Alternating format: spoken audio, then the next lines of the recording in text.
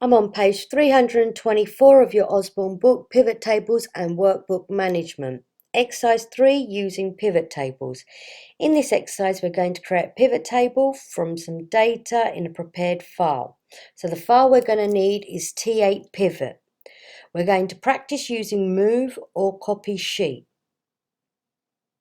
So once you've opened the T8 pivot, you want to save it as T8 exercise 3.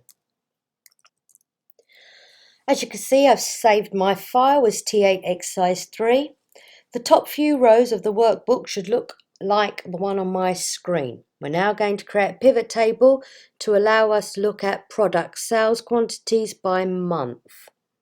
So we're going to select all the data in the worksheet, including the column titles in row 2. So I'm just going to highlight. Select data. We're going to go to insert and then pivot.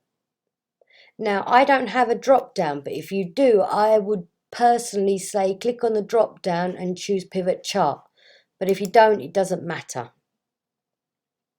When I click on pivot table, you'll see that it says choose the data that you want to analyze. Select the table or range. Now, I've already highlighted the data beforehand, but if I didn't, I could always click in there and go and select what I need. So just check that you got the same as me, but if you typed it in manually, make sure you got your absolute dollar signs. Okay, we want it on a new worksheet. If you say existing, it will come on this page. We don't want that. So we're going to basically click OK.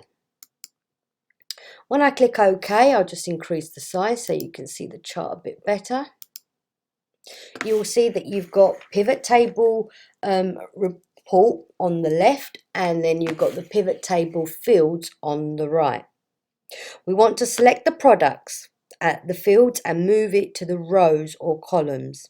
All right, so we've got products, quantity, month and value. Well, just to make you become more aware of what you're doing, if we go to the sheet, always know what your data is here. Products is in writing, quantity is how many we have, month is what month, and value is how much it's worth. Okay, so what we're being asked is we want to select products, quantity and month. But when I click products, I need to think, do I want it as a column or a row?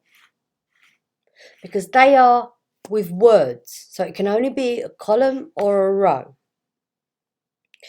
Okay, as there's quite a lot of them, I would say product should be in rows. And can you see it's gone to values? Well, I don't want it in values, so I'll click and drag and put it in rows. And there we have it. Our rows of our products have now been displayed. We want to select month. Month is also letters. So when I click month, I want that to be going at the top. So we have our months going across. Values, all it does is adds up or counts or averages. And they should really mainly be for values, anything with numeric values. So now I want my quantity. Well, my quantity had figures. So with the quantity, I could move that into values. And there you have it.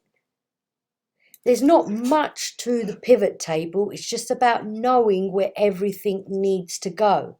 It's about identifying, do you want it as a row or do you want it as a column?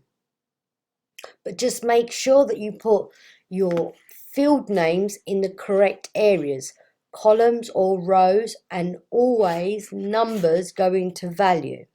Now, when you're looking at value, you need to make sure you read the question, because the question might say count. It might say average, it might say sum. So if you go to field settings, you can then change it. Are you summing? Are you counting, averaging, maxing, minning, etc.? We can also select number. We want to save our worksheet, keeping the same name. So I'm just going to quickly go file and save because I don't want to lose anything.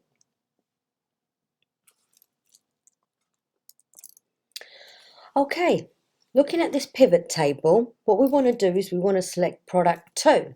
So where I've got all my products here, I'll click on the drop down here. I'll deselect all and just select product 2.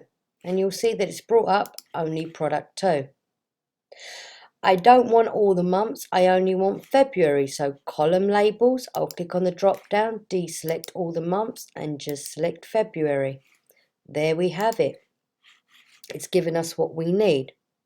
Now what we want to do is we want to double click on the cell here, or we're going to right click to show detail so that it comes up with a drill down effect. So if I double click, you'll see that it's opened up on a new sheet giving me my drill down. Alright, I've just increased it a bit so you can see it a bit better. If it doesn't work with the double clicking, then you could right click and go to show detail, and that will still do the same thing. And there we have it. Save your workbook with the same name, and this stage is now complete.